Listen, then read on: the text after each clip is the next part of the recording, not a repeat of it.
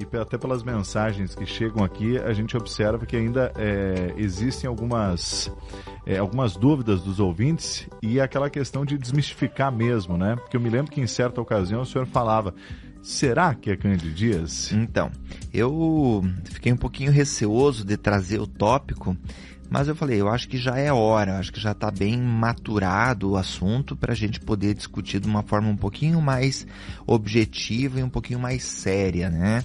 Dentro da nossa proposta, que é desmistificar, então, essas ideias que a população às vezes tem.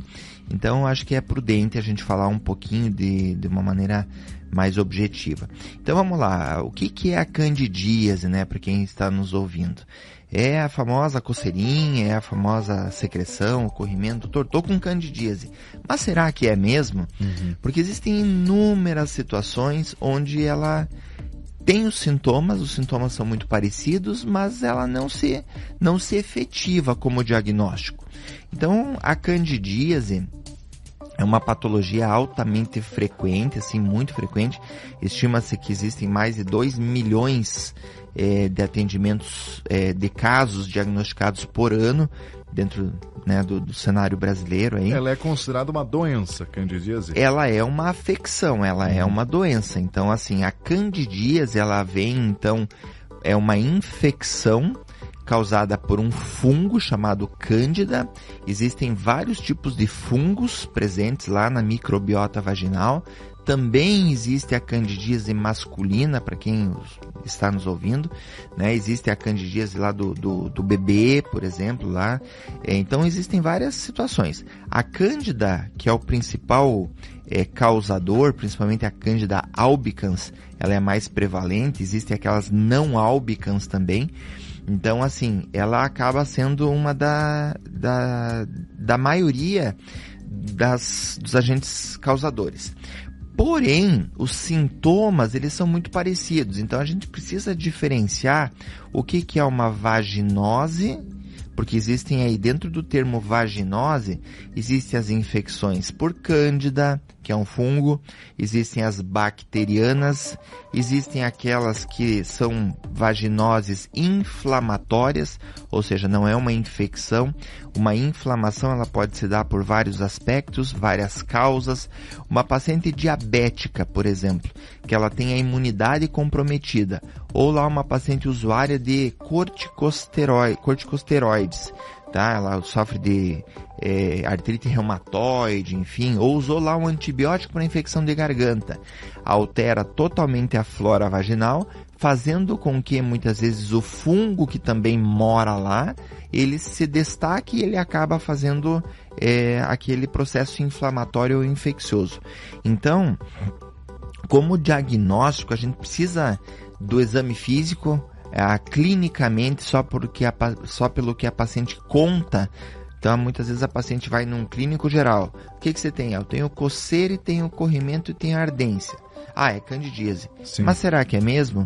Não, porque sintoma não é diagnóstico. Eu sempre trago aqui, inúmeras vezes a gente conversou sobre isso. Sintoma não é diagnóstico. E o tratamento, que é a última parte, que ela é extremamente dependente de um bom diagnóstico. Para a gente ter um bom tratamento, nós precisamos ter um bom diagnóstico. Isso é a chave do negócio.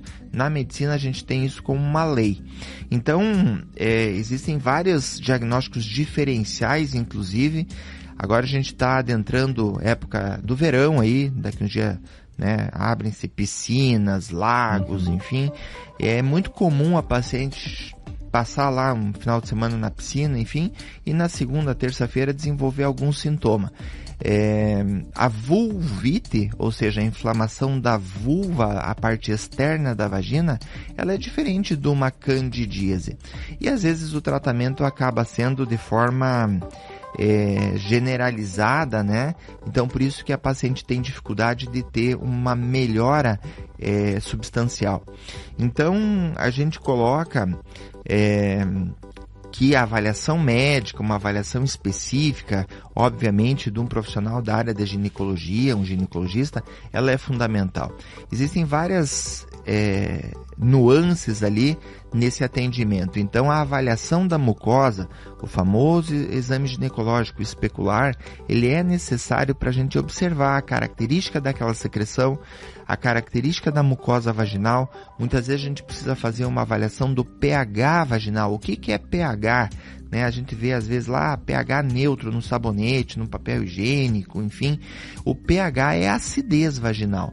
Muito frequentemente uma alteração daquele pH, desse ácido que tem na vagina, ele por si só já vai fazer os sintomas aparecerem, muitas vezes não tendo então uma candidíase associada.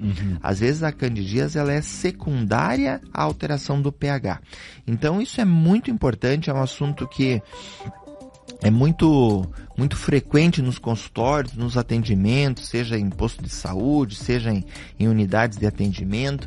Então, muitas pacientes, elas se veem loucas, literalmente loucas quando começa a coçar, arder, irritar. E isso acaba tirando a paciência de qualquer um.